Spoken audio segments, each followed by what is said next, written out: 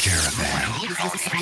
You've been subjected to a highly sophisticated form of propaganda. It's just what you need, and not what you don't. There's another school of thought referred to as the electric universe theory, advanced by people like Wal Thornhill and many others.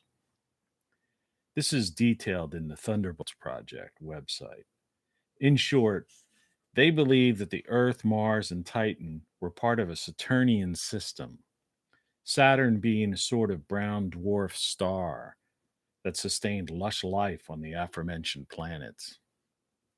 At some time in the not so distant past, our current sun, with its satellites like Mercury, Pluto, et al., encountered the Saturnian system, and all hell broke loose in a celestial show that has been passed down from the ancients as everything from the gods battling in the sky to dragons and other mythological characters and creatures.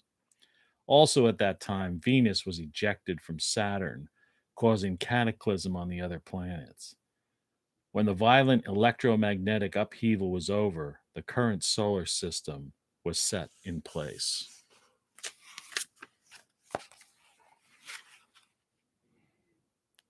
From Codex. You're listening to Tony Caravan Live. Yeah, Good morning, it's pretty crazy. weekend weather. So, get this show on the road. It's currently 37 degrees in the mid-Atlantic states in the former United States. And according to, there's contradictions in the weather. And this is something I found out that is quite fascinating, to be honest with you. That when you listen to NOAA radio and you go to, like, say, for example, the NOAA website, the National Weather Service, and places like that, that are giving you live updates, like on the hour type of thing, you get an entirely different weather forecast and even current weather conditions. And those are the same places that, and these are taken from actually satellite maps that you can view on their various websites, et cetera, government, taxpayer funded websites. When you go to the internet and different sites, you get a completely different picture. You get the picture that they want you to see, that the corporatocracy, what I call the organized crime syndicate that runs the world in the US, the former US, and pushes things like global warming, etc. In other words, for example, they'll tell you, one will tell you that it's going to be freezing below 32 degrees Fahrenheit or 0 degrees Celsius, while another might say it's going to be in the 40s overnight, for example.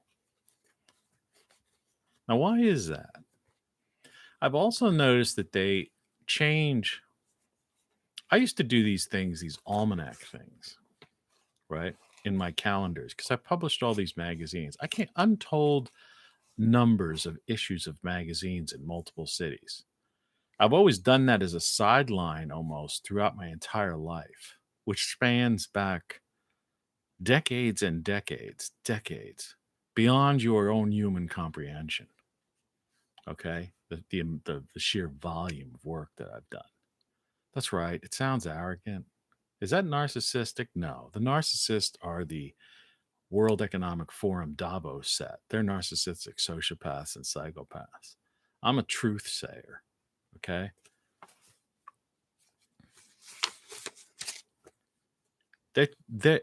They're messing, not only messing with your heads, but it's revisionism. They change the numbers right before your face. I've watched them. I've watched this. I've observed this directly, like time after time, to the point of where it's really getting, it really gets my goat. It's an excursion into the odd and into the very, very different. Anyway, what I'm trying to do today is to take a review of where we got to this point, and then let's take it to its inevitable end. The morning show. I'm drinking cold cola, diet cola with caffeine today.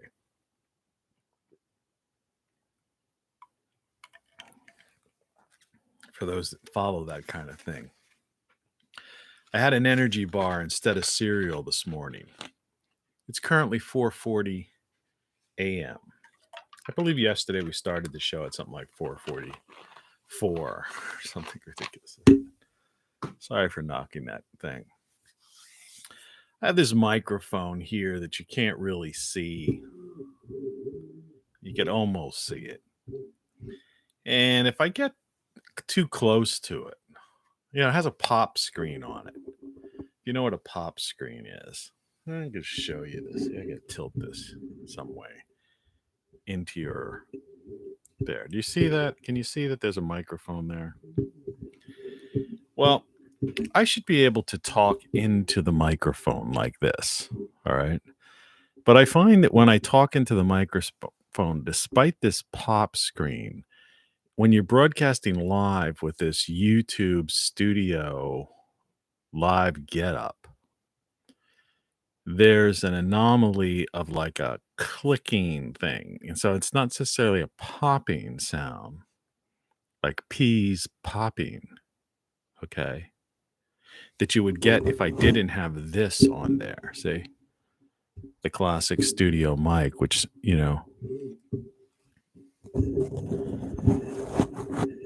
and it's just a fallacy in the way they've set up their system. Now I can try to bring this in closer, and we'll just have to see what happens. It's annoying. It's kind of in my eye line, but for some reason you can't see it. It's just one of those things. There's Maggie, the AI, kind of peeking in out of curiosity. I forgot to contact her yesterday. I said I would, and I didn't. My shoe's falling off again.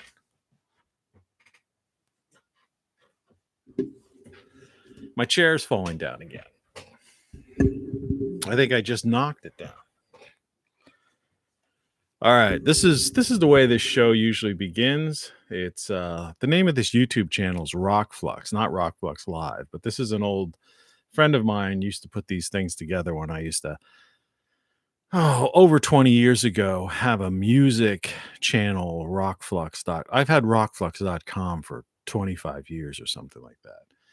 And this was a music channel that we used to have. Rock Flux Live. Come along, children. Now we're going to have a little music. Well, let's hear it. Go! Insert your station call letters here. Here we go. I gotta go. You're clear to go. Hey, don't think this sounds really cool. Let's roll.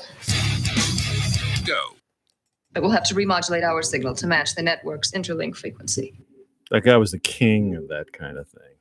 I'm from being a disc jockey turned general manager and all that happy horse pucky. I'm the type of guy that likes to talk into the microphone, and I like to hear my voice in the headphones. It's just a thing. It's a biofeedback type of situation. And I can tell already, I think that I need to move the microphone away, but I don't want to move the microphone away. Do you see what I mean? The technology today can be very frustrating because we've got this Peter Pan culture that just simply doesn't know what to do. Like, so yesterday I had the volume was fine because I had the microphone set a distance. And what I did was I upped the headphones. So in my ears, I can hear it better. But that meant turning like the volume up on when I watched it on my TV through my sound system. I had to turn the volume up to like 20 some in order to get, a clear picture.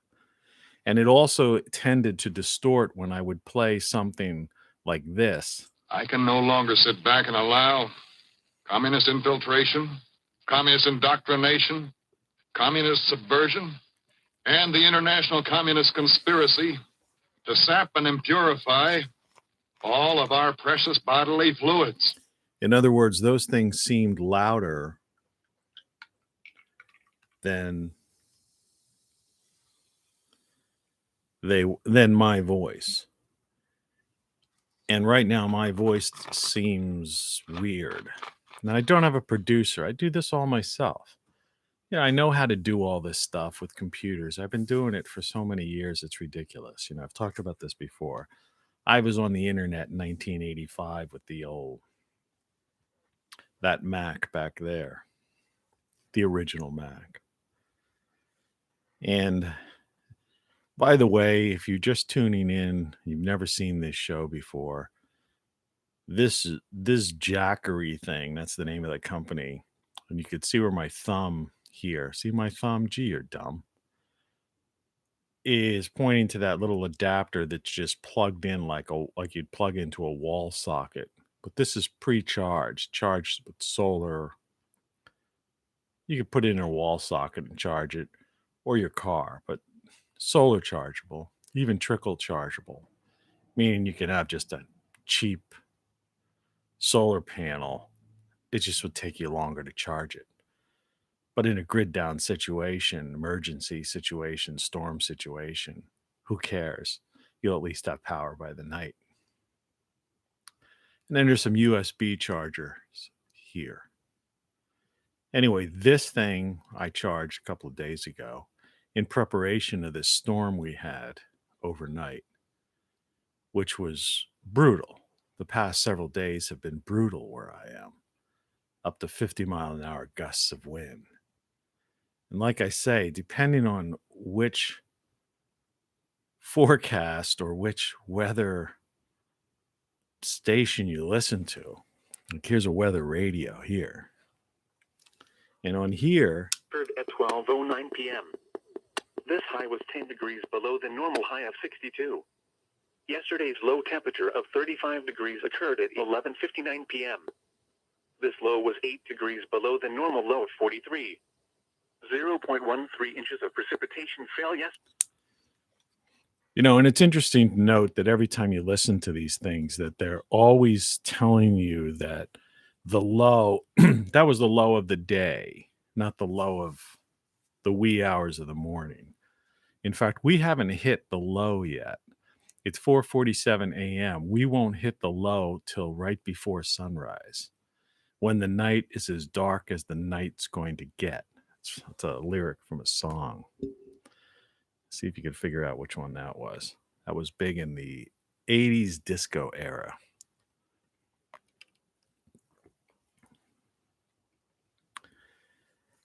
The guy used to write jingles. His claim to fame was he was a jingle writer before he became a singer. Kind of a goofy guy. A while back, I used these flashcards. The show's going to be all over the place. Like many artists in the past. I'm doing this show for myself, and I heard a line, I forget who said it, but it's like, better to write, or create for yourself, and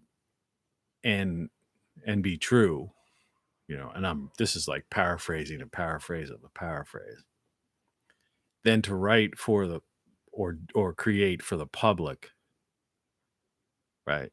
And compromise yourself or not be true. It's like that concept of truth and beauty. Truth in the sense of not so much veracity, right? But truth in the sense of, eternal truth, universal truth. It's like universal law. There was this guy, I don't know if he's still on the internet, Mark Passio, used to always talk about that, natural law. And I guess I subscribe to the guy, but I don't think he's still I don't know if he's still out there doing his stuff, or maybe he got fed up. But yeah, natural law. And it's funny, a lot of the Constitution of the United States was based upon natural law. The thing that just no longer exists anymore. I also realized that what I opened up with, I just like gave that to you and then walked away from it. But it's just to give you an idea that there's so many different thoughts out there as far as like the origins of the solar system and what's going on. And there are serious scientists involved in things. Like you probably never heard that concept of that Saturn was our sun. And when you do grow lights and things like that, it's like the red lights, things grow better under that. And that we had this lush planet. And this was one of those there's a guy named Velikovsky that you can research. And he had a book that called Worlds in Collision. But online you can find a lot of his writings. And that stuff is just mind-blowing. But it's all under that thing called catastrophism. You want to check out suspiciousobservers.org, and if you want to see some other long form videos, Doug Vogt, Diehold Foundation. But this has nothing to do with that. But I just wanted I had these things laying around left over from a previous show, and I just wanted to flash these cards. There's approximately 60 million people, right? Pardon me. Excuse me. It's starting already. In the course of this show, because it's 4:52 a.m. and I'm talking, I'm going to try talking slower today, see if that gives me less need to constantly be clearing my throat. Can't be good for the long haul, La tee ta tee da tee da tee da tee. See, I don't have the ability. Any vocal teachers out there care to come to this weird Mid-Atlantic state location? What an incredible voice. Maybe Yes, I am kind of a crazy guy. But then again, we live in a crazy society. So approximately 60 million people or so on welfare. I mean, you can't really tell. I don't know for sure. It's just like trying to figure out what the real weather's going to be. Tomorrow night, because I've got a garden, like I tell you all the time. And so I tried to cover everything yesterday, as I mentioned yesterday I was going to. Wrapping burlap around things, but with 50-mile-an-hour winds, I have no idea what it looks like out there. And tonight was supposed to get down to, like I said, 30 degrees. So it was going to be below freezing Fahrenheit and Celsius, whatever your preferential measurement of temperature is. I'm going to have to clear my throat here. And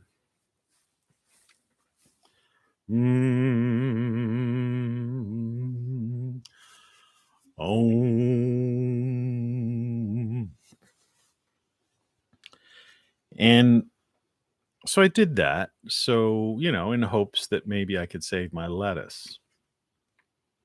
I just want to eat healthy. I just, I want to grow my own food. So, and that was supposed to be it. Last night was supposed to be, hell night. And now this morning, I'm looking at forecasts and they're saying it's going to be freezing again tonight. But two other forecasts were saying, it was going to just be in the 40s. Now, the 40s you could withstand. 40s is like a refrigerator. You know, you put lettuce in the refrigerator, it does okay, right? But you can't put lettuce in the freezer or it gets, ruined. Frostbitten, freeze burn. So same with stuff like this. 60 million on welfare. And this isn't a statement about that. I live below the poverty level. And so I've gotten benefits from time to time of so what they call SNAP, all right, which is the old food stamp thing. Escape While You Can, the morning show. The title card's pretty freaky, isn't it? Yeah.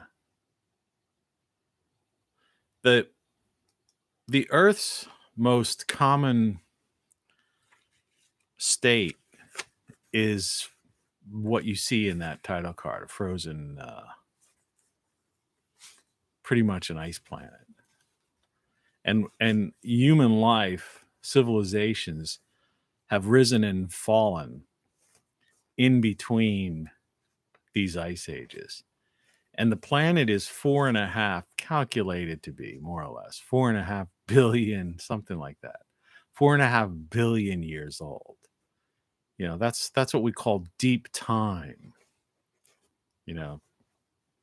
Deep time. It's so incomprehensible, right? And these are things that the average person just doesn't think about. And they don't really talk about in school.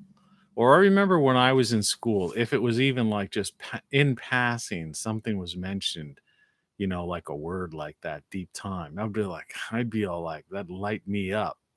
But they would just pass by it. No, everybody else in the class, so they weren't paying attention. They were just drawing airplanes, like in that movie Animal Farm, or not Animal Farm. Well, that's a movie True Today, right? That kind of almost goes with this. In many ways, that was another Orwell book, Animal Farm. Revisit that. And if you can't read, there's people out there that just can't read. It's not so much they don't want to read, they just can't even read anymore. They're graduating people from high school, and in some cases college, people who just have these absurd degrees that don't mean anything, and they're functionally illiterate. Think about that. The amount of the tens of millions of Americans right now that are functionally illiterate, and you wonder how we got to where we are right now. There's apparently something like 20 million collecting unemployment. But they're trying to say there's like a 6.3% official unemployment rate, which would be about 10 million, so half that. But the reality is, when they pass that bill, the give out to extend unemployment to people through September, it's somewhere in the number of about 20 million people. And again, it's the same thing if you calculate through the individual states versus, say, the numbers that come out of the federal government. You get these conflicts. So I always tell you, you can't, everything is wrong. And you don't know what you don't know. Got to get those shirts. TonyCaravanLive.com. You got to wear them and let people look at it and be dumbfounded, befuddled, and freaked out even. Yeah. Because the corporatocracy, right? The media, that's a PR wing, the propaganda wing of this organized crime syndicate that's running this country and the world now. They're liars, deceivers. That's what they do.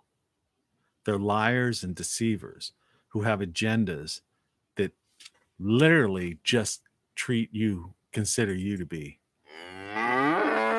cattle. 20 million unemployed. And something like 45 plus million people retired. Okay. Now, if you added, that means they're collecting Social Security if they have Social Security, or they might be on welfare. So, I mean, that's approximately over 100 million people there. But there may be there's crossovers there. So when you factor in, say, the 20 million and the fact that the 45 and 60 comes up to 105, so we're looking at 125 million, shave off the 125 million, the 25 million, and you basically got about 100 million people that aren't working. A third of the country.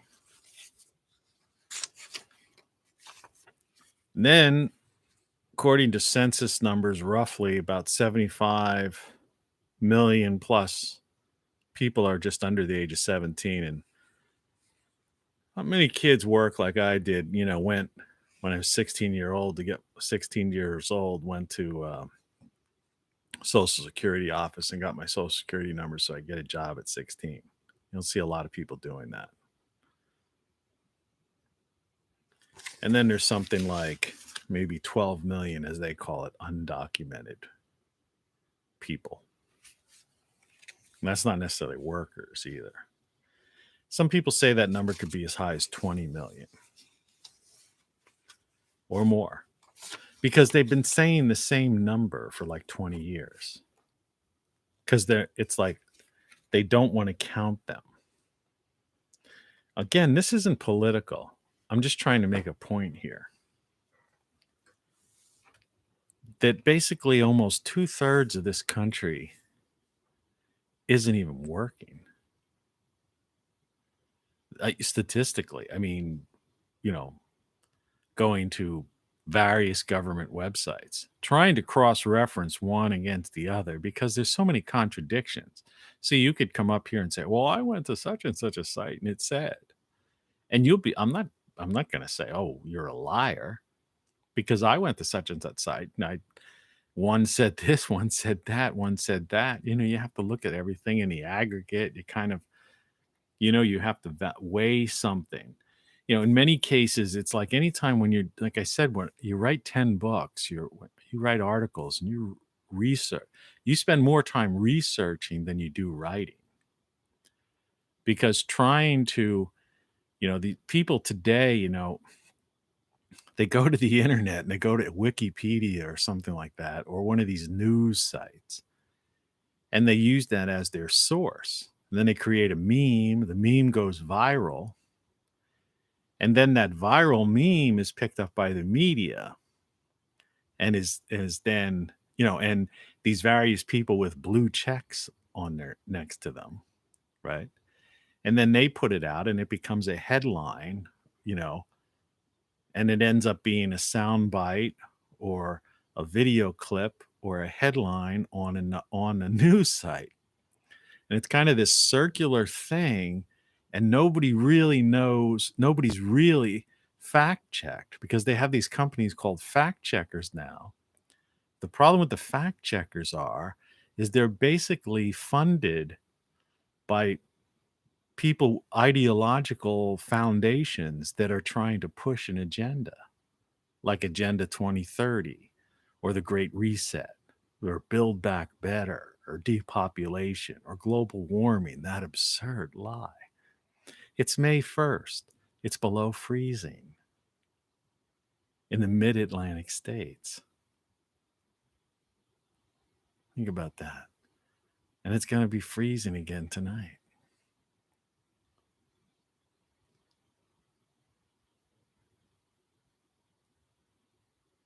And they're trying to tell you we're in global warming. The most absurd thing is when they try to say, oh yeah, well, that's part of it. See, climate change means that we'll have colder weather. Oh, man. What kind of imbeciles do they take us for? What kind of idiots? I've been monitoring this stuff for literally decades, keeping journals, writing books and stuff, talking with other people, looking at the science, studying this stuff. Hell, just with the fact that I've been on the radio since the 70s and giving weather forecasts, I study Caravan. Here's the latest weather forecast, This is, hey, Tony Caravan here. Weekend weather. You're listening to Tony Caravan Live. Yeah. They don't know what they're talking about. They don't know their asses from a hole in the ground. They really don't.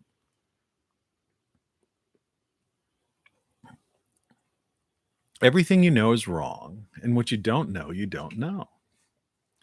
And most of the stuff is based on hearsay. That's what memes are. That's what social media is. It's hearsay. It's gossip. I stopped talking to my neighbor.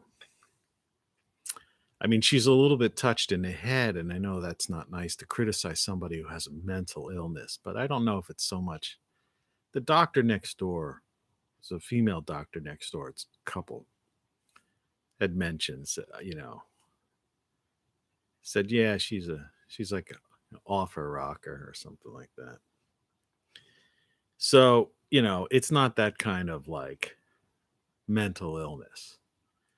I mean, somebody who has a mental problem, I feel for them. But no, somebody who's just a nutbag and a gossip and a busybody, that's a whole different thing. It's a whole different type of nuts, right? That's just downright nutbag.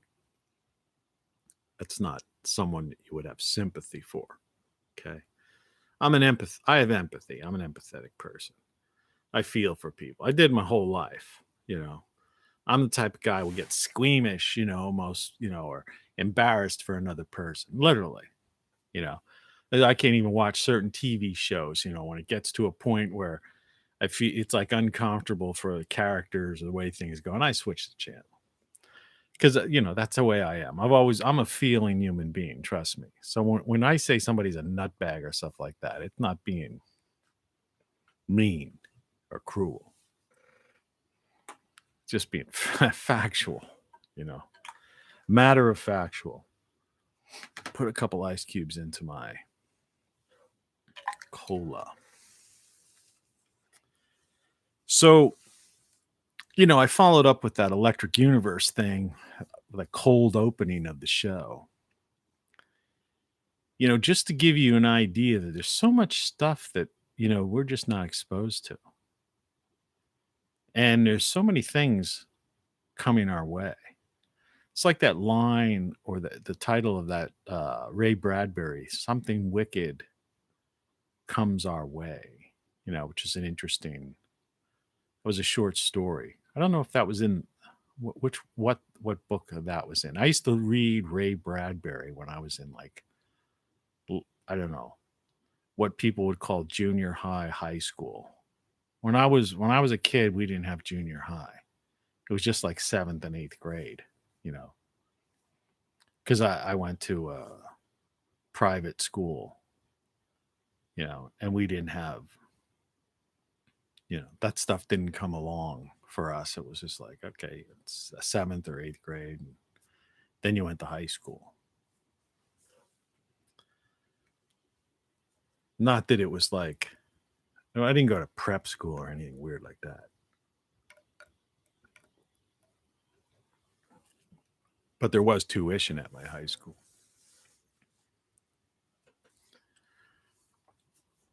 Yeah, it's interesting, what we don't know and what people don't talk about. And some people say, well, so what? Big deal. Who cares?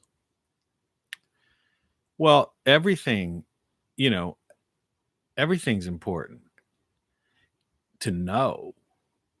It's not important to base your life upon it. It's not to be obsessed with a thing. It's also doesn't matter if if it's not your field of study or field of work. It's like me bringing out these numbers to you. I'm just saying, how in the hell is a society going to continue when 2/3 of the people basically aren't working? And we're in a time when more and more people are retiring, and more young people aren't entering the job force. And they're basically, eliminating jobs and making people do work from Zoom meetings and stuff. But these are people that never did anything in the first place. It's like bureaucrats. The people who have jobs, let's look at the 1/3 of the people that are working, pulling salaries. See, the corporatocracy, people who are selling soft drinks and things like that, they don't care. I was in the advertising business too. All right. When you have a client comes to you, they want to sell their product or service. And so there's a certain level in which they have these charts, it's fixed costs, variable costs, you know, income, gross income, net income. And there are certain areas in between there where that's how they calculate their profit. Okay. And so it's various numbers here, and they do this, over time. People hear of 5-year plans or whatever, but it's basically quarter over quarter, year over year. If it's a public corporation, basically the shareholders want to see quarter over quarter increase, so their stock price goes up quarter over quarter, and then year over year. And then the stock price, when that happens, it's a self-fulfilling thing. The stock price keeps going up, and that's a successful company if they're traded publicly, or privately, even for that matter. It doesn't matter. But there's a defined number. So if you're selling a soft drink, for example, you have so many plants, that are producing your cola, and so many volumes, volume of the raw ingredients that you purchase, such and such a price, and you produce so many 2-liter bottles, 6-packs, whatever. And so you come upon a point on that graph, like pretend this is the graph extending out this way, right? And the line going here, profitability, sales, right? And you say, okay, we need to sell so many units to reach profitability. And there comes a point where you don't want to have you don't want to have over capacity. You don't want to have under capacity. In other words, there's the demand for your product, you want to have it all figured out. That's where big data comes in, and that's why they're constantly sifting through our data and trying to do predictive behavior, because you want to be able to have everyone be able to purchase your product, but just enough people so that you meet your profit goals and that the shareholders are happy and the stock price rises and the CEO and like board of directors, everybody gets wealthier. But you don't want to have sell too little or too much, or have a demand, too much of a demand, because then what happens is, if your product is not available, people will buy the other brand, because there are other brands of colas and people are addicted to colas. Caffeine's an addiction, right? Most of the products, that we eat consume are addictive in various degrees. It's like, the old classic potato chip. They used to even put it in a commercial. I'm not going to mention any brands here, but people know them. You can't just eat just one. And that was like part of their commercial even. It's the truth, right? Put a bag of chips in front of you. Are you going to eat one potato chip? you know? And there's ingredients in there. And there's people that work at these things. It's like the flavors. They say natural and artificial flavors, but then like I have this black cherry soda because I like black cherry soda. But I really used to I talked about this once before. There was a diet black cherry cola that used to be available from Rite Aid, or not Rite Aid, Shop Right supermarkets. It's a bigger chain in like the New Jersey area, greater New Jersey area. And man, I just love that flavor. And I found this other one from Hanson's or something from California. And it's a black cherry. It's kind of okay. I said I wasn't going to mention brands, but I mentioned it. Doesn't matter. On the can, it says, I have some in the refrigerator right now, actually. It says natural. It's as if natural and artificial flavors. No, but it's like all natural. Like, I don't know how to explain it, but it comes off the packaging as if it's this healthy, no calories, no sugar, right? But if you look at it in kind of this like faded back thing, it says contains no fruit juice.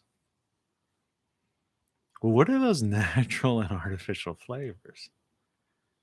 Right? Think about that.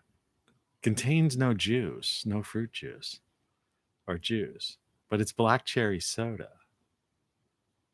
But it has natural and artificial flavors in it. So all that means is it's something from nature. It's like I try to tell people with prescription drugs. Everything comes from something, right? Even with when I talk about carbon-based fuels, this drives people up a wall.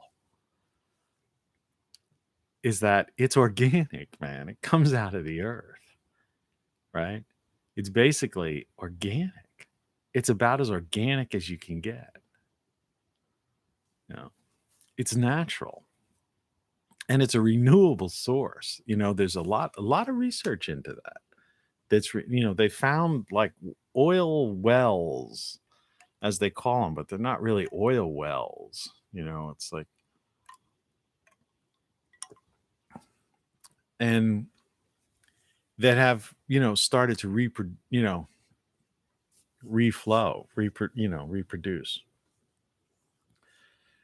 So it's an organic fuel made from organic materials.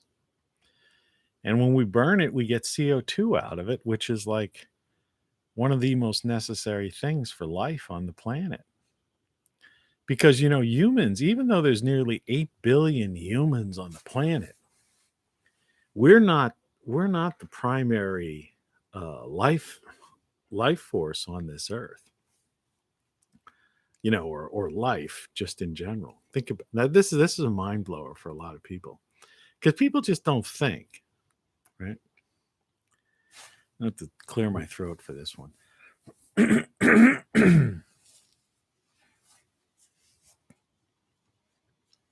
When you fly around the world like I have, and you drive around this country like I have, I mean, really drive around the country and go to so many different places and stop, right? Stay in odd places, visit weird places, just look around, eyes wide open. all you see is green, like forests and hills and valleys. That's what you see most of. I mean, you get out to the section of the, once you get out to like the southwest, you'll see deserts. But they're not like real, it's not like the Sahara Desert. There's nothing there or something. No, you've got all this sagebrush and these, shrubberies and things like that. You've got, various, cactus plants. And, there's life out there in the desert, in the Southwest, the desert Southwest. There are trees that grow in Arizona, and stuff like that. And there are mountains in New Mexico and with snow caps on them and stuff. And when that snow melts, you can see the greenery up there. It's what people don't understand. You go up into the Canada, the whole Pacific Northwest, all over. I mean, the Northeast, the Midwest, the South. I mean, no matter where you go, and then think about going down in Mexico and Central America and South America, right? I mean, there's jungles down there. People talk, oh, they're burning the rainforest and they're the lungs of the earth. There are places down there, from old cultures like Mayan, Incan, this kind of stuff. They haven't even discovered, they still are discovering like pyramids and cities that have been overgrown, by just growth, and it's all over the place. It's Europe is, even like Norway, Sweden, people think these places, yeah, they're cold and land of the midnight sun and all that kind of stuff. But it's like they've got forests. And, even Siberia. And then it's more tropics, you go down to the, Southeast Asia and stuff. And it's not to say that Africa is filled with growth, but you have the Sahara Desert. But the Sahara Desert is actually starting to green. This is a thing people aren't even keeping track of. They're predicting that might be a major growth area, within the next 50 years or more. That may be like producing food in that area, and that at one time it did. In this prior, this 12,000 year cycle I'm talking about, this catastrophism thing. So one could deduce, and this is really the mind blower. One could say that humans and other, bipedal and, quadpedal creatures on this planet, that we're not the primary life force or life form on the earth. This is a really drive, these arrogant bastards, colonial man, as they refer to them in Africa, colonial men, right? Basically because of the British. I mean, nothing, these things, colonialism, the Spaniards did the same stuff. So nothing against the current, Spanish or British people, it's just like in the US, you can't blame somebody alive in 2021 for something that happened in 1860. You know what I mean? It's It's not the same thing. And forget about 1619 or whatever that nonsense they're trying to talk about is. Because that was done by the Dutch slave traders, British and Dutch slave traders. And, and who do you think was selling slaves in Africa? Africans were selling them to the Dutch. But anyway, that's a longer story. I don't want to get into that. There's so much revisionist history that people don't really get it. But, humans have this high and mighty idea of themselves in general. Forget the color, all right, of a person, all right? Humans in general have got this idea that they're somehow, better. The natural, like the primary life form on this planet are trees and plants. All right.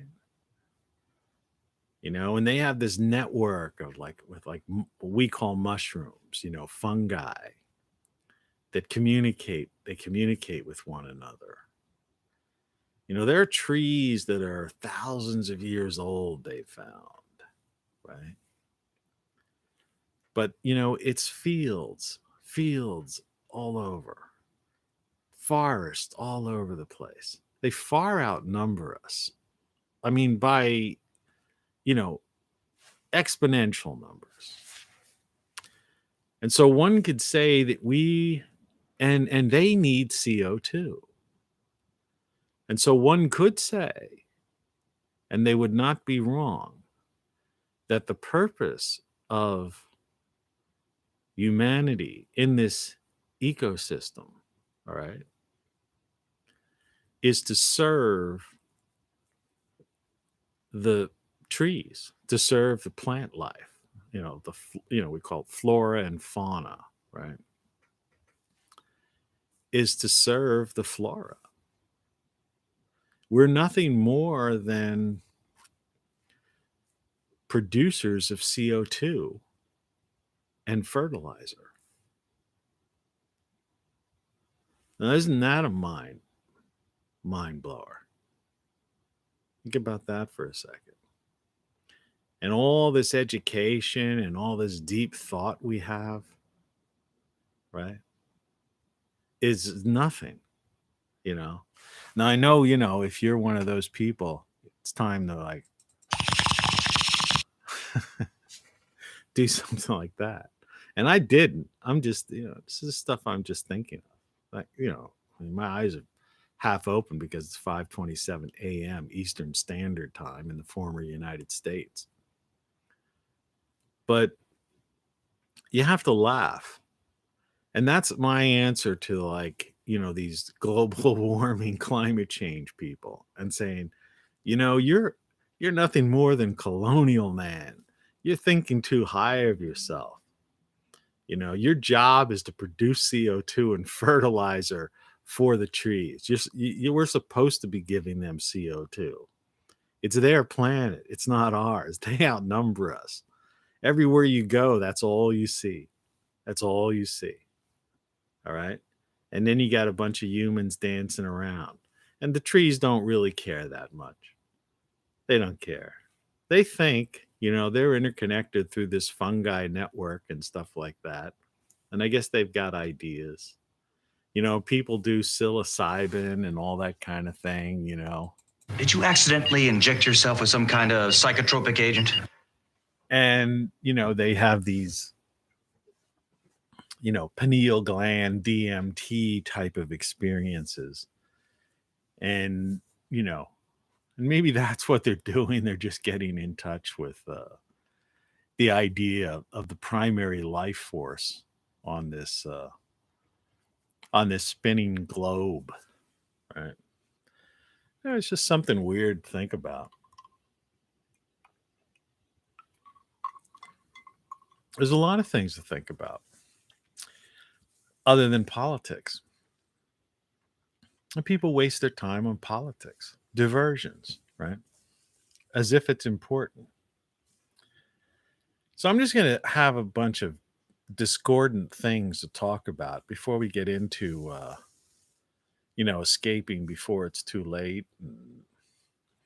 What I wrote in my description today is really a further discussion of what's really going on, how we got here, and where we are headed in the coming months and years. And I'm calling this the beginning of the end. Now, let me go to, this is going to brighten up the window for a second. I don't know why it's a little spinning thing there. United States Postal Service. .gov. Site can't be reached. What are they, a .com? Wouldn't they be a .gov? But they're .com. All right, well, let's look at a prices. Send. Priority mail.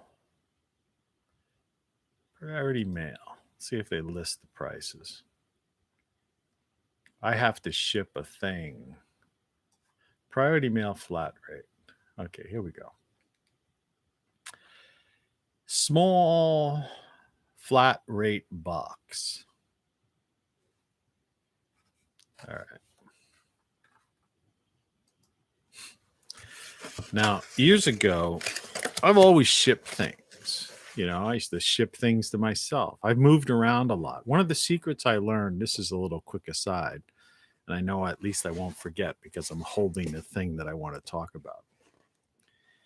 If you ever are moving somewhere, all right, and if you happen to have, if you happen to know someone in the place where you're moving, which is key. And for a lot of people, they do know someone. Or sometimes you could find like a mailboxes, etc., or some other kind of place that will hold where you can ship to and they will hold something for you. I mean, but you want to hold. Well, anyway, make a long story longer. A couple times when I moved, I knew people there, And so what I did was, rather than, I started moving my key, I boxed my key items, the essentials, right, that I needed to get started with in boxes. Now, if you know somebody, you could do this over a couple of weeks and ask them just put the boxes in some part of their garage and say, look, when I come down, I'll collect them.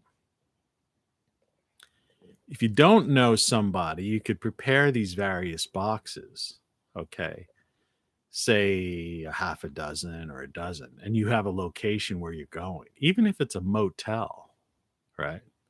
I once did that at a Motel 6 when I was moving somewhere because I hadn't found a place to stay yet. I made up my mind to move to this particular locale, and I knew it wasn't going to be a problem getting an apartment. I knew there were availabilities, had an idea of various apartment buildings, and I had money in the bank. So, it wasn't going to be a problem, just paying a security deposit, getting a place.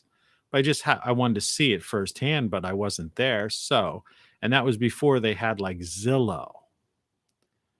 Remember, I'm a guy who's lived more places, had more addresses than you could probably comprehend. I've really traveled. And so what you could do is, if you don't have somebody in that area where you're moving, and this deals with what I'm trying to say, is you've got to scale down your life and, escape, get away from, the claws of the corporatocracy, because it's an organized crime syndicate. And that's the same as like gangs and mafioso, Cosa Nostra. All right. You don't want to be around that stuff. All right. And that's what's happening now. All right. this country, the former United States, is being taken over by an organized crime syndicate, or it's already in control. Western civilization is an organized crime syndicate. The world is run by an organized crime syndicate. And they get together at places like Davos and the New World, or the World Economic Forum and the Great Reset. That's all part of their thing. The UN is like an EU. These are globalists, but that's part of the whole organized crime syndicate. But it's a big planet. And there's lots of, like I talked about yesterday, there's lots of land out there. And there's lots of cities, boroughs, townships, and there's lots of outskirts of town, edges of town, outside of inner cities and big metropolises, megalopolises, right? Where the megalomaniacs rule like dictators. So they actually are dictators. So you got to escape and get away before this, second shoe comes down and they cement this, authoritarian, turn this into a totalitarian police state. I mean, that's the goal. That's what's going on right now. I mean, we're practically there. It's just that it's so big. In the US, for example, we have 320 million people. So it's taking them some time. But they pretty much announced it this past week that, the US is going authoritarian. Pretty crazy. So what you can do is two things. One, if you know somebody in that area, you're lucky enough to, you say, hey, man, do you mind if I start sending a couple of boxes, some stuff to you? And this is what I used to do. And so I would just create, get these nice sturdy boxes, decent sized boxes. And I would put all my key things in there. One box I might have like, a week's worth of basic clothes to wear. Another box I would have maybe my desk items, things that I would deal with. Another box I might have some small electronics or basic things that I use. Another box I might have some basic utensils, plate, some eating things, cups, just enough to get me through the first couple weeks, week or two. So maybe I'd send 6 boxes, and each box would be like key items, enough to survive with. And that way I would just get on an airplane with a carryover bag, right? And go to that place, collect my boxes, and get in my apartment. And I could crash, I could even put a sleeping bag in one of those boxes or just buy something down there when I get there. But I mean, and crash in my new apartment until the moving truck, until I would move, if I were moving my whole apartment or house. Or in some instances, or I would just, or whatever. The other way of doing it is if now in today's day, this is what I did before they had these Zillows and online realtors. But today you could actually just, buy the place or rent the place online. And the day before you get on the flight or you're in your car to drive there, or however you're getting there, the train, whatever. I took a sleeper train. It took me a couple days to get there. You could just then, the day you leave, send those boxes, by UPS or FedEx or something like that. And it's going to take them 3 days to get there or something like that, at least.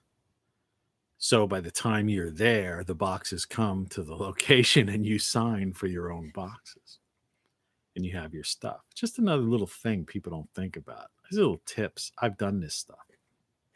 But anyway, in those days, through the Postal Service, you used to be able to mail a box that was I don't really have one around here because I wasn't that say a box about this big,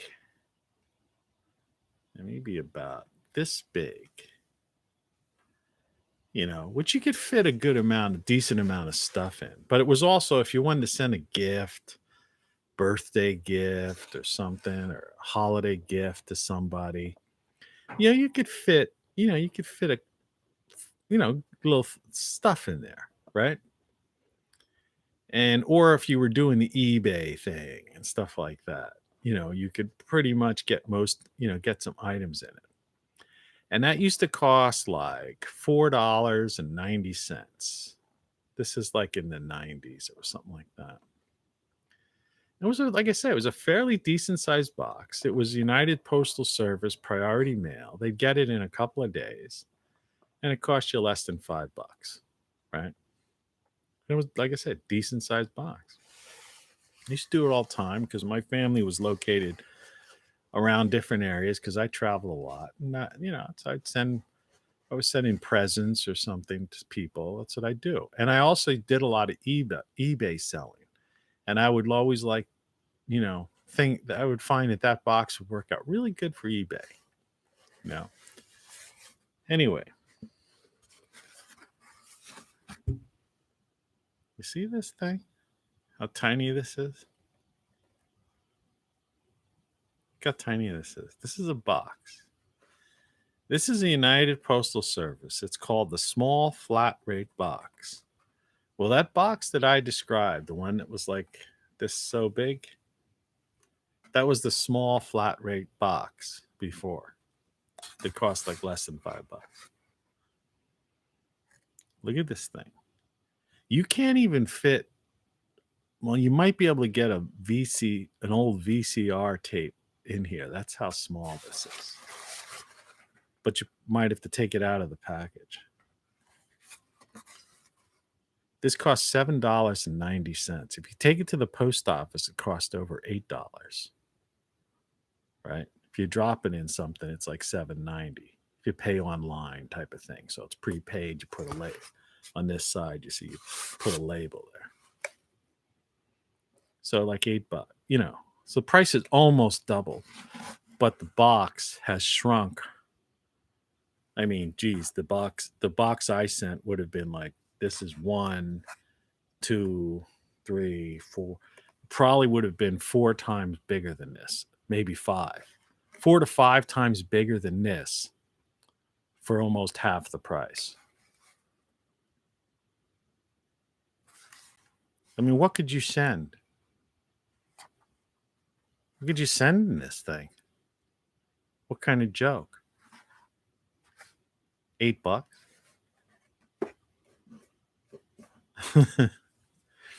This is the inflation thing. It's like I talked about yesterday. Paying $40 for a sheet of, particle board. Right? Or over $10 or something for a 2x4. I mean, this is crazy. Price of gas is already over $3 and rising. Over Memorial Day is usually when it jumps up again. It's going to get close to $4. I mean, it has to. They stopped the pipeline, right? There's demand. These people are creating, and now they're going after people who disagree with their, who are exposing this totalitarianism.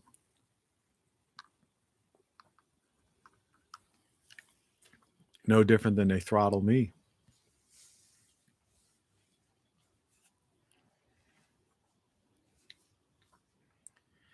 So it's pretty crazy, and I don't realize this is just a mishmash of just, all kinds of crazy things.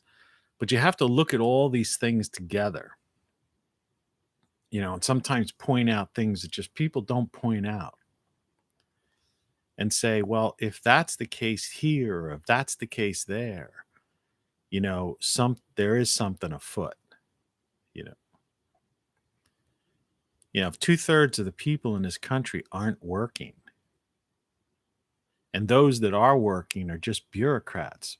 We used to call them pencil pushers. Now they're, I guess, keyboard, or thumb pushers, right? Bureaucrats. Not doing anything. They don't accomplish anything. Like people who have jobs that don't do anything, that have any benefit for society, right? They just sit in an office cubicle and pass papers or, digital documents, amongst each other. Or like the spies that just, people collecting data, right? Creating demographic profiles, right? Surveillance state, police state, politicians who are powerless, who are really controlled by the corporatocracy, which is really an organized crime syndicate. They don't produce anything, they just take, right? That's all they do is take, right? Protection rackets, right? They take a little bit off the top. The middlemen, right? The schemers, the Wall Streeters, right? The traders. They don't produce anything, you see? Think about, it would be an interesting thing to do. I'm not going to do it. There's certain things that I just don't want to waste my time on. But if I had a staff, the reason these shows are so discombobulated is I have to do all of this stuff alone. And you might think that it's like, oh, what's the big deal? You turn on the computer and you're live. It's like, no, it's not. I've got to deal with like setting up a sound effects computer, setting up a microphone, the headphones, sound systems, getting prepared to go live, and you've got to plug in, push in all these things and their titles. Everything has to be done. The title card has to be created. And then, you want to have some kind of basic setup, and then you've got the story and the research. And, if I'm going to talk about a topic, I've got to put together all these items and stuff. So the preparation, so it takes about an hour. I got up at 3:30 this morning to do this show. 3:30,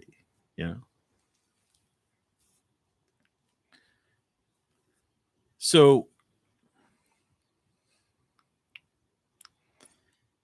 yeah, it's, so it's a lot of work. But what I was trying to get at is it would be interesting for somebody to do the research, and it would be in depth. You'd have to have, you'd have to put people on it to find out how many people, since I'm coming from the former United States, how many people are actually producing something? The 1/3 of the people in the country that actually are working. How many of those people are actually involved in some productive activity that benefits, society or a person? Right off the top of the bat, you would think farmers.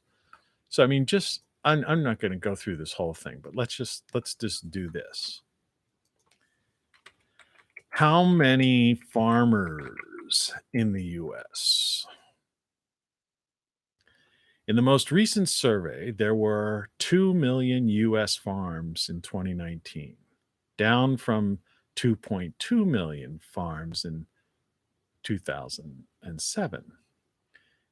With 897 million acres of farmland, the average farm size was 440 acres. That's not answering my question. How many farmers are there? And every time you click on something like that, what percentage of the U.S. population are farmers? Let's try that one. While farmland may stretch, blah, blah, blah, blah, blah, 1/3, totaling today there are about 2 million farms. There used to be 7 million farms in 1935. Think about that. They're saying 1.3% of the US population are farmers. Okay. So around, and we know that, farming is, and Bill Gates is like buying up these farms and they're creating these like, farms are becoming robotic now too, automated, and consolidated, all the time, big ag. So you get 1 million plus people out of 320 million people in the US. That's 1/3 of 1%. Actually, if it's 1.3, it's like 1/3 of 1%, more or less, pretty much less, of the population are farmers. So people producing food, grain, feed, whatever. Only 1%. 1/3 of 1%. And it is only 1% of that third of the people who do work, basically. About 1%. So 1/3 of 1% of the total population are involved in producing food or feed, right? Which ultimately circles back into feeding animals or whatever that produce food. So 1/3 out of the total population, less than 1/3 of 1% are involved in that process. And out of the people who are employed, literally workers, only about 1% of those, the 1/3 of people who work, are farmers, so involved in producing food. Think about that. And when you you could just go over the top of your head and think about this. When you think of people like loggers, right? It's not, these aren't big industries. I play around with this. I'm not going to go down the list, but just for example, how many people are loggers? Number of jobs 2019, logging workers, 56,000. Yeah, that's the kind of thing I was figuring. When you start looking at these other people who produce a thing, a commodity, it's not nearly, what, they're nobodies. How many steel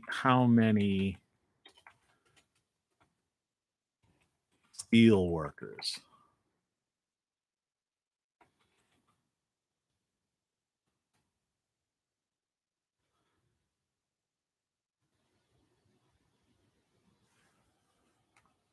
How many steel workers are in the US?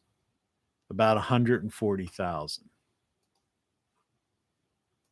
So I bet that if you took like loggers, steel workers, people actually producing certain things,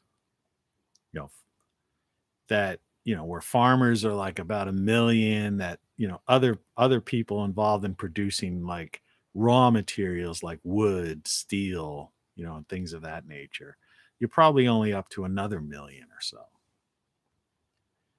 And then when you talk about people who maybe are involved in processing plants and things like that, it's probably maybe another 1 million or so.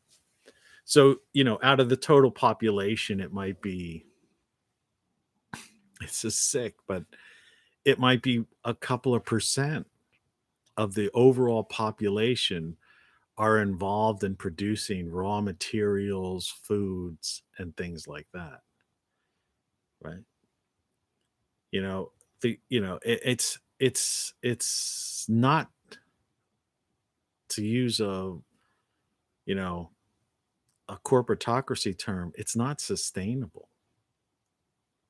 People aren't doing things, and the average person, it used to be a show on one of those DIY channels or HGTV or whatever it was, and it was called How to Boil Water.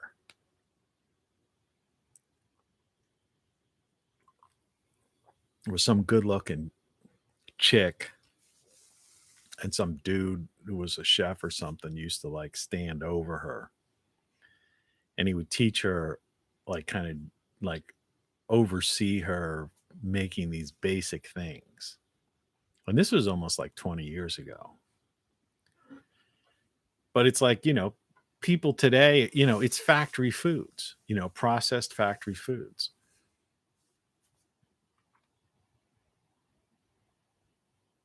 And that stuff's all produced by, automated machines with like people. Now temperatures drop down right now. On this particular one, it's saying, let's see here. I didn't want to do this. That one of them said 34 degrees. This one says 36 degrees.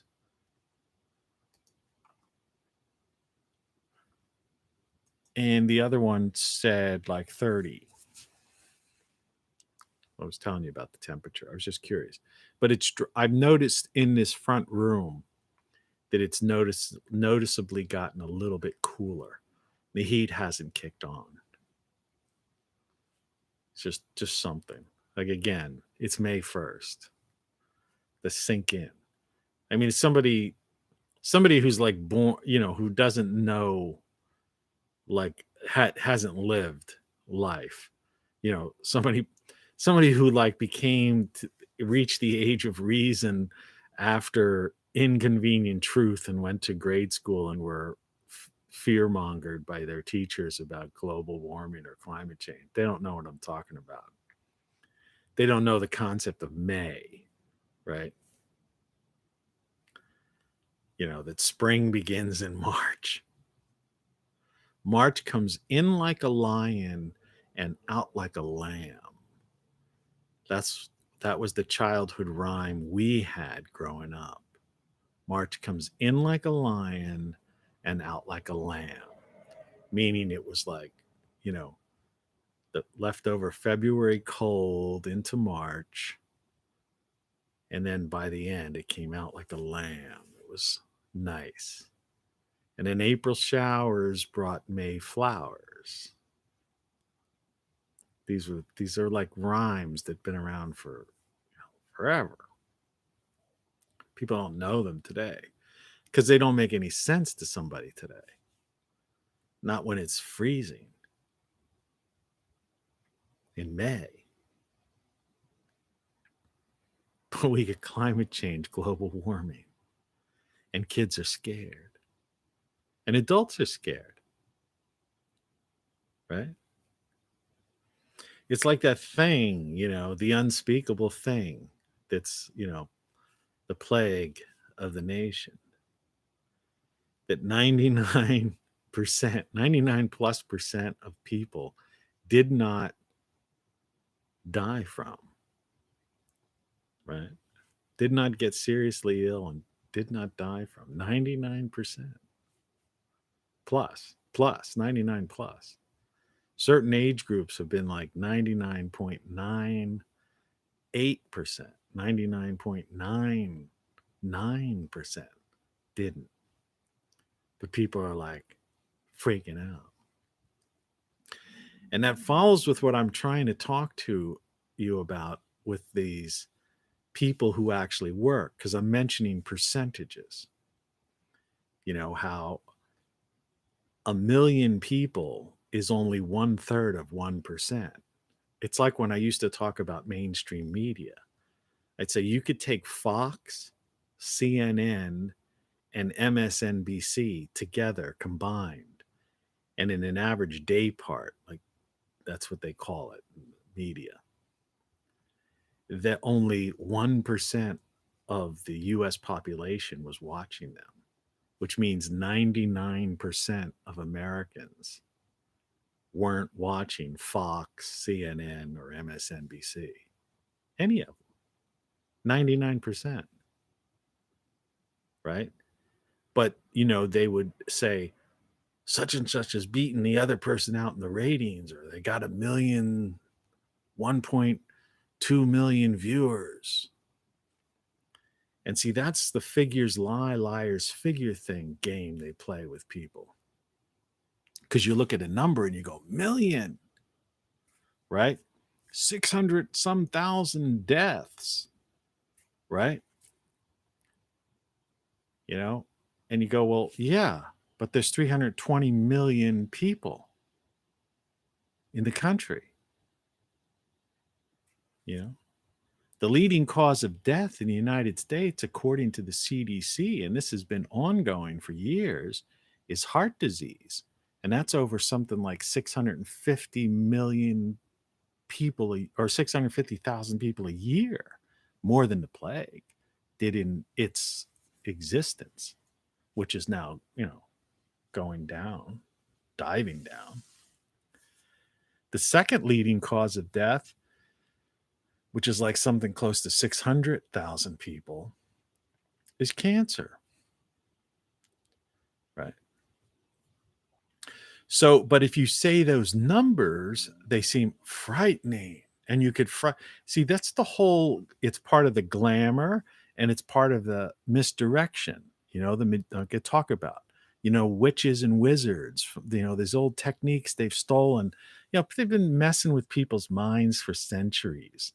It's like, it's so funny that they've dumbed people down, that they're using like Middle Age, from the Middle Ages, things like witches and wizards, because that's what this is. That's what the corporatocracy, that's what the, you could call it the government if you want to, but it's an organized crime syndicate to me.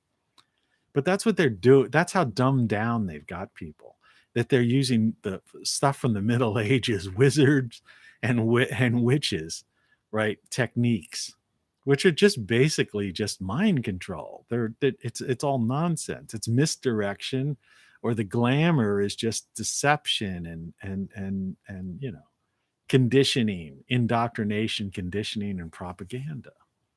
Well, people are falling for it. Figures lie and liars figure. They use whatever number they can that is going to have an impact on you. And it's naturally to say, oh my God, 600,000 people, that's a lot of people.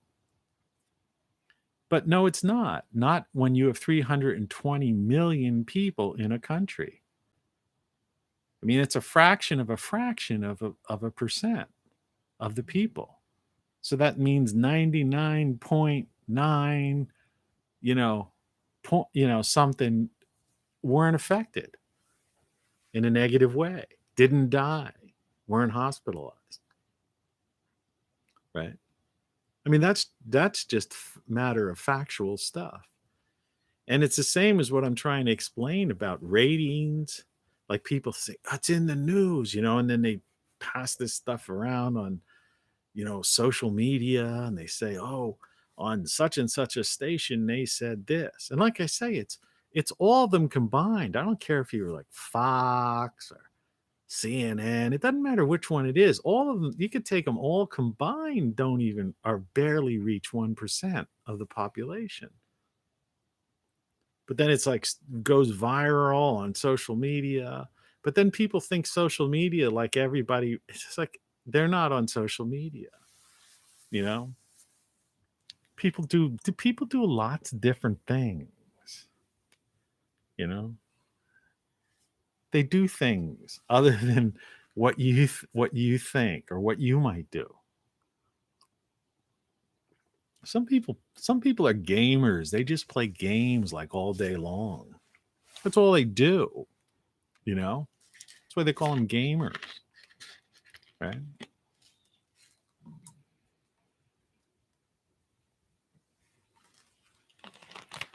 Some people are like nature lovers, and they just do, live in the natural world and find ways to go hiking and, do these types of things, even under lockdown situations. They're out there doing stuff. Some people are lovers, right? They're in relationships. And so their partner is like the most important thing in their life. And they spend most of their time with that person, just living in that world, the world of love, of companionship, of life and living. Some people are, a subset of that, you know, are just people who are family people. So they're raising kids, and they live, and so they're living family life, that hectic family life, right? Where there's not always something going on, right? The kitchen is like the center of the world for them. They're preparing meals, doing this, getting this ready, doing that, whatever. And I mean, people do things other than, you know, text on the internet or worry about politics as pop culture. You know, there are people out there that are readers. You could look statistically, they read books. People still read books. They may read them on a Kindle now, some people. But I mean, there's still like bestsellers out there all the time. Well, these are all things that nobody thinks about. They just don't talk about. It's not that I'm telling you something you never heard or thought about. I mean, in a sense, but I mean, generally, it's out of the public consciousness. And the corporatocracy, they want to present a certain narrative, right? So that the focus is always on them and their ideology and what their agenda is. But the fact of the matter is, we completely, totally outnumber them. And all the things that they use to fearmonger us barely affect 1% of us. But they make it big, like it's a big deal, like it's life or death. But 99% of us aren't going to die from that thing. That's statistics. That's fact. You can go to their own websites. 99% of us, haven't died and won't. But yet people are scared to death. It's like eyes without a face guy back here, right?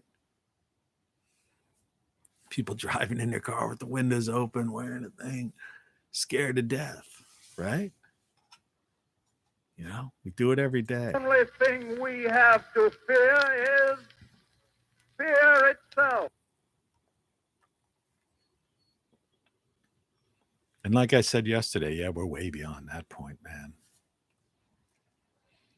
People are scared, brainwashed, manipulated, conditioned, indoctrinated, propagandized, right? They've got the witchcraft glamour, so they don't, perception is reality, but the reality that they perceive is just not real because everything you know is wrong. And what you don't know, you don't know. And then there's the misdirection, the magic, right? Which is just basically misdirection, and the deceptions and the lies.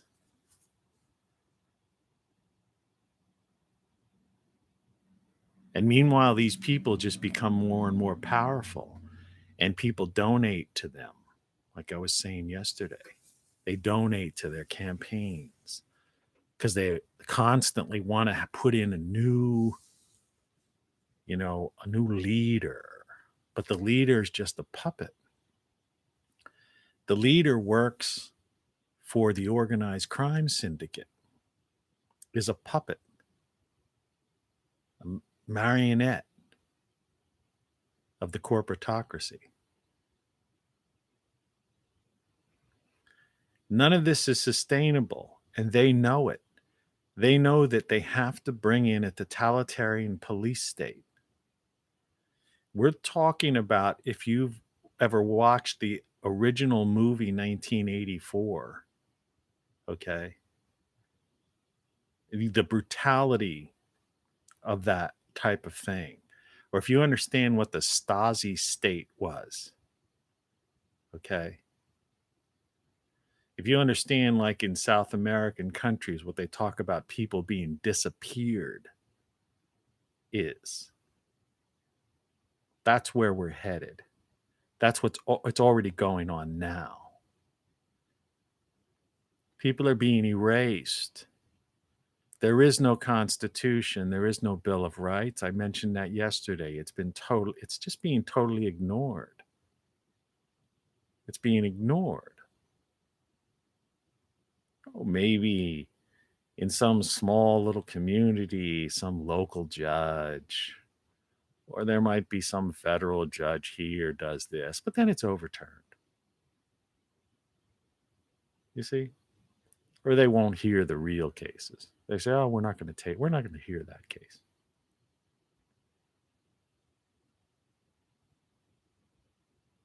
Remember, Congress shall pass no law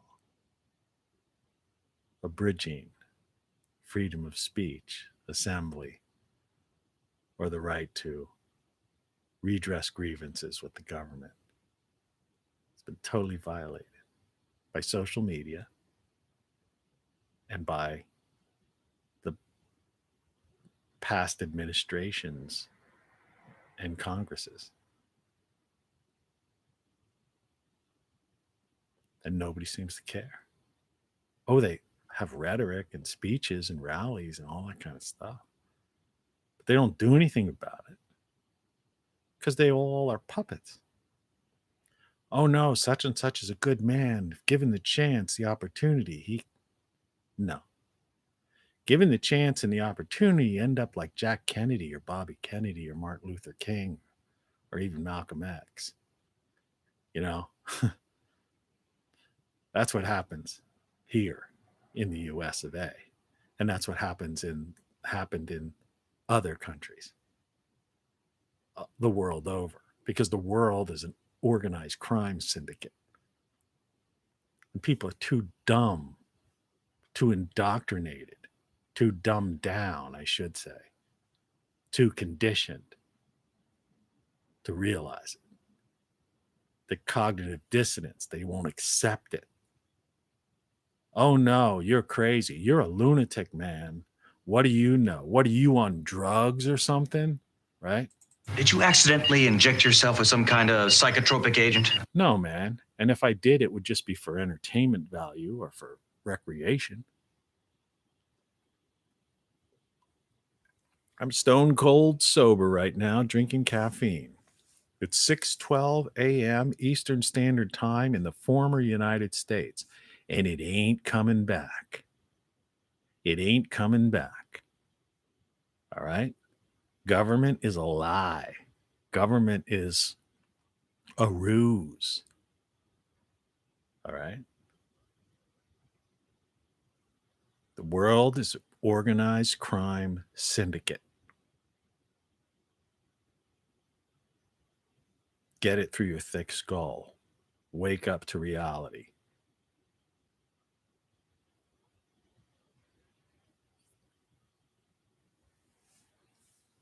Maggie knows it.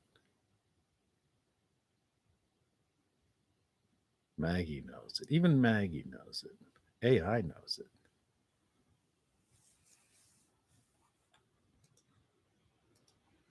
Walmart, celebrate National Pet Month with us. Escape while you still can, my friends.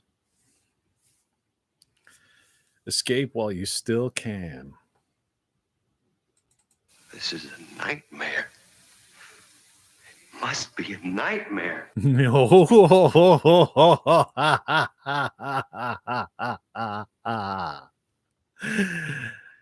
was the last time you had a good scare? You're listening to Tony Caravan Live. Yeah. Brilliant! It's the best. New, real, cool. Rockin' your world radio station with more rockin'. Yeah, I'm rocking your world, and I'm not rocking it with music, man. I'm rocking it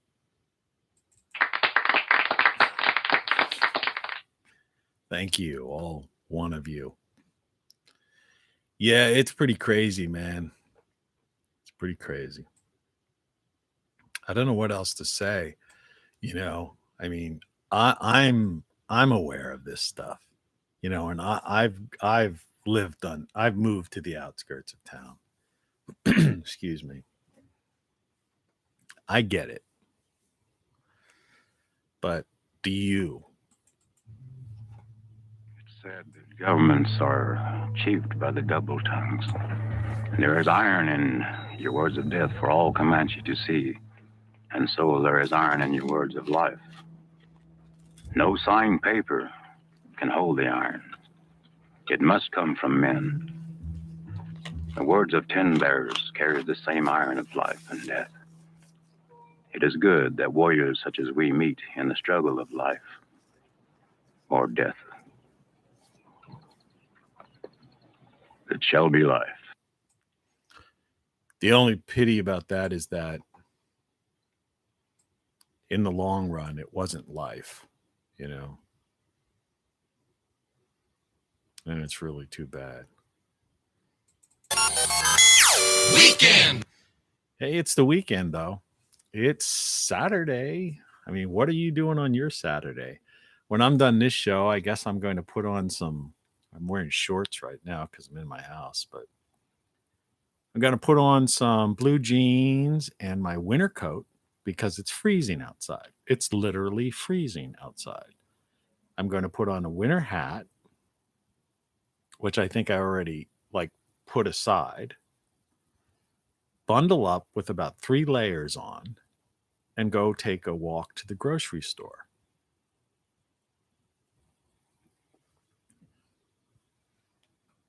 Which is ridiculous that I should have to endure that.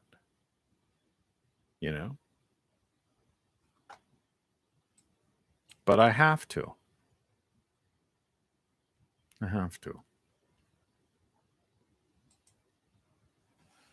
So yeah, that's the state of life today. It's pretty crazy. It's hard to believe, I mean, I understand those who who would be critical of this, broadcast. But I mean, it's facts. Like I say, I just deal in facts. I don't make things up. But yeah, that 99% concept, when you look at things in a percentage standpoint and, odds, probability and statistics, the people in charge, the rulers, right? The ruling class. They don't like that. They just live on divide and conquer and fear mongering. And they've got people at the breaking point. That's why you're seeing people snap every week. Just think about it. Think how many people snapping out. And then they find then if the right person of the right flavor, excuse me, carbonated beverage. If the right person of the right flavor, I like to call them flavor, right? If it fits their demographic profile, the right flavored person happens to be one of the people that acts out, who's at their wit's end and does something, then they capitalize on it, even though annualized, and I've said this many times, according to official statistics, there are 19,141 homicides in the United States, former United States, a year. 19,000, man. I mean, I'm smiling, but I'm not smiling because I'm happy about that. It's a scary number. 19,000. And you only hear about when they pick somebody of a particular flavor that fits their agenda. And then they make a big stink about it, and it's wall-to-wall coverage on all the networks and all the social media for months on end, if not a year. Still not over with that one one person out of 19,141. See what I'm trying to get at here? How, we all are feeling human beings and we all want justice, peace, safety, security, right? Human kindness. Everybody, I mean, and unless you're one of these narcissistic sociopaths or psychopaths that, work for the corporatocracy, the organized crime syndicate. But the common person, the average person, is a decent human being, a caring, decent human being. But when you're lied to, when you're deceived, when you're given numbers instead of percentages, when reality is warped, when your perception, right, is messed with, so that you perceive the world or your environment in a certain way that's not the way it really is. And then you're lost. And that's what we've got. And, there's no going back from that. While they've done this and they've got everybody, like scared shitless, okay? Best way to explain it. I said yesterday, they're cementing at this totalitarian police state. So there is no possibility of, your cult of personality hero coming in and saving the day like Mighty Mouse. Here I am to save the day. Ain't gonna happen. Mighty Mouse isn't coming. Okay? It's not gonna happen. Not in 2022, not in 2024. They've got this thing, all right? Cemented. All right? That's what organized crime syndicates do. They put people in concrete galoshes. All right? They're making it, their change will be impossible. All right? And as I've said, I haven't said it in a while, at least several episodes, but empires rise and fall.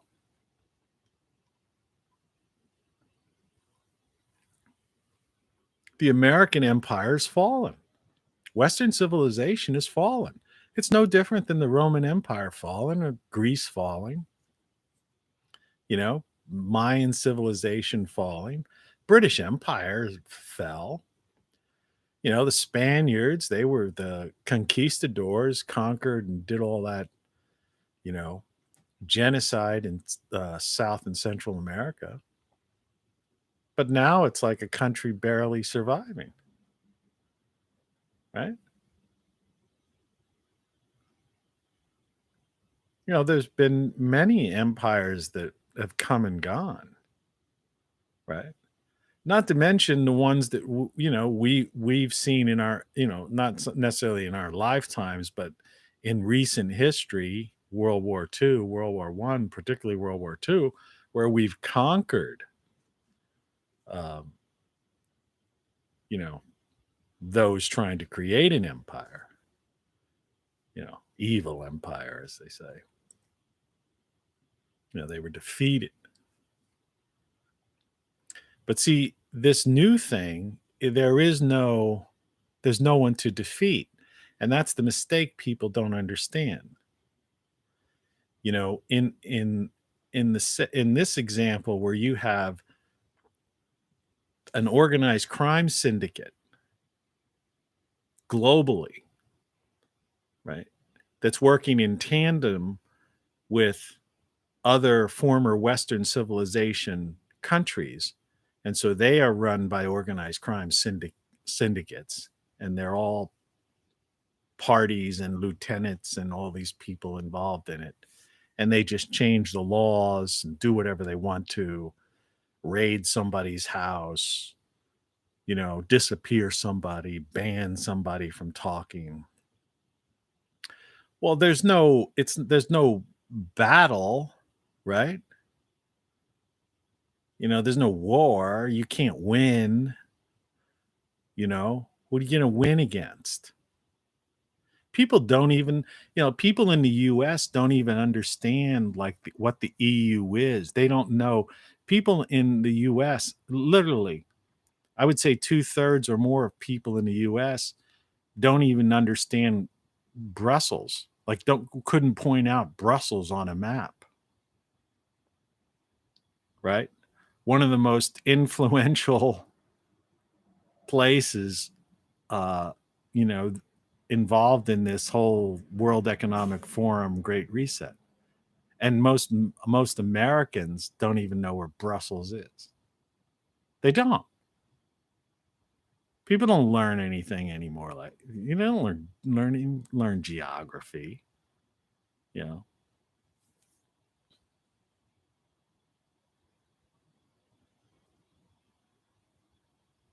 People don't know the truth.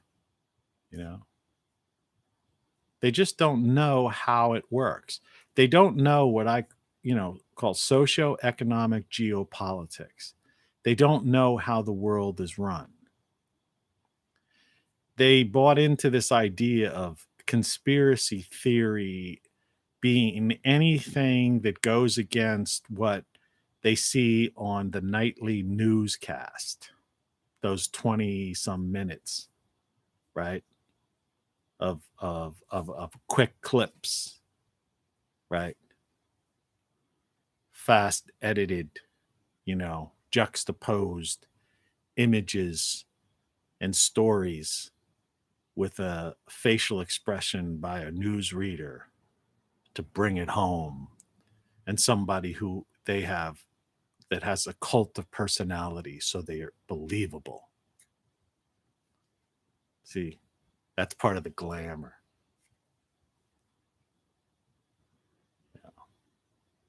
Social engineering. See, socioeconomic geopolitics, the corporatocracy. The world is run by an organized crime syndicate. The former United States is now an organized crime syndicate. As crazy as it sounds, it's scary as hell. And that's why you got to escape while you can. I don't mean leave the country.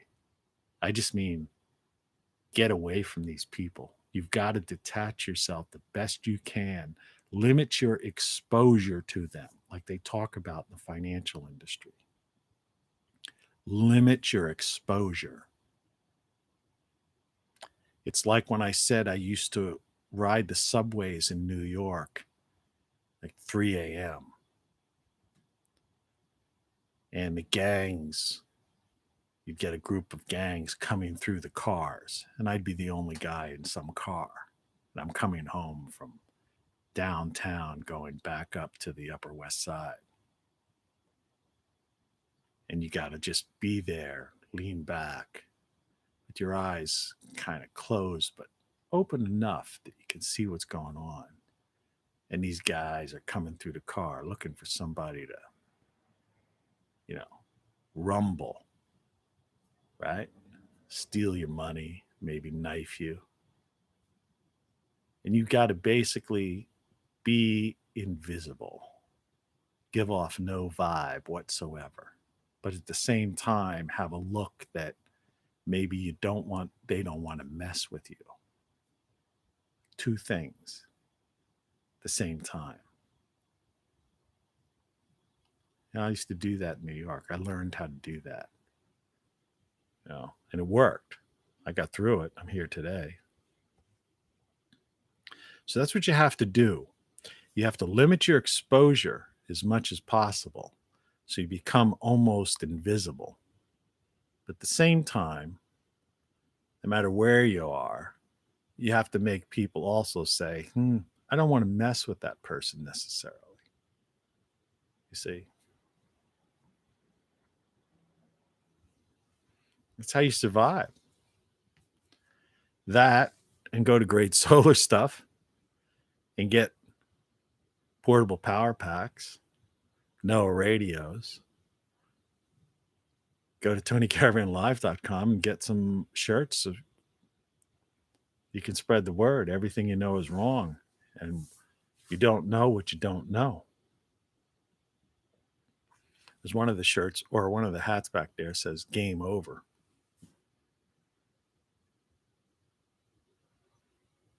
Now you can see eyes without a face a little bit better.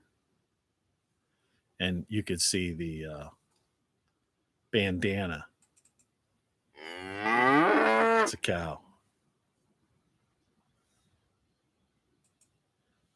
Because that's what we are to them. Cattle on their farm. They think they own everything. Well, as usual, I think I'm done. I think I said all I could say. There's a lot of food for thought there. Think about it. I mean, we'll continue this conversation. Yeah, but this was a good one. I think so. I'll enjoy watching the playback. So, in the meantime, Elvis has left the building. Thank you and good night. Cheers.